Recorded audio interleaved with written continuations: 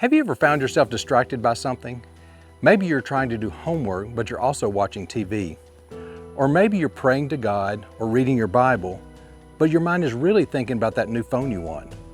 We can all find ourselves distracted from time to time. Sometimes those distractions may be harmless, but other times they can get in the way of some very important things and lead to trouble.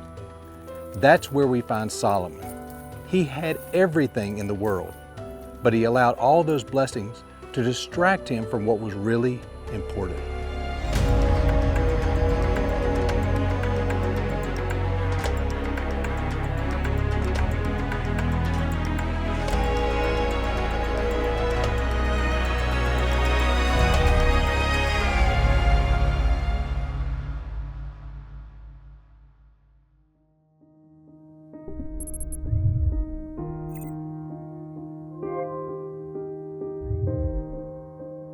By the time Solomon became king, Jerusalem was a thriving city. The temple had not yet been built, but David had seen the city grow under his rule and built his palace there. After David died, God came to Solomon in a dream and asked him what he wanted. Solomon could have asked for anything, lots of money, popularity, power, you name it.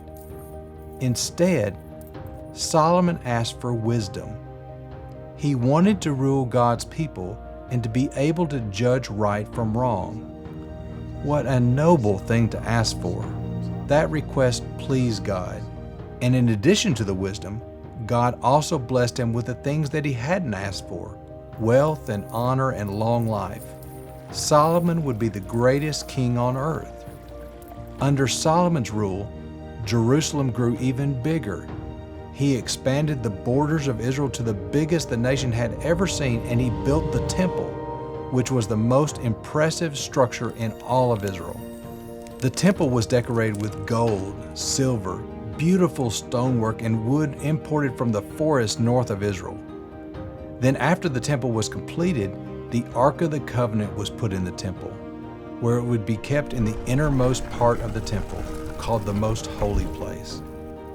Imagine being an Israelite and looking at the temple for the first time. Israel was at the peak of wealth and influence, and God was pleased and continued to bless Solomon.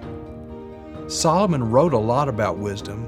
We read that today in the book of Proverbs and Ecclesiastes and the Song of Solomon. He wrote about money and power and stuff, all being worthless because you can't take it with you when you die.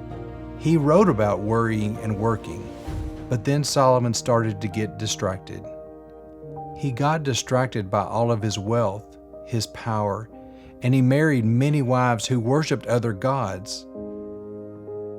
In a lot of ways, even though God shared his wisdom through Solomon, Solomon didn't listen to it.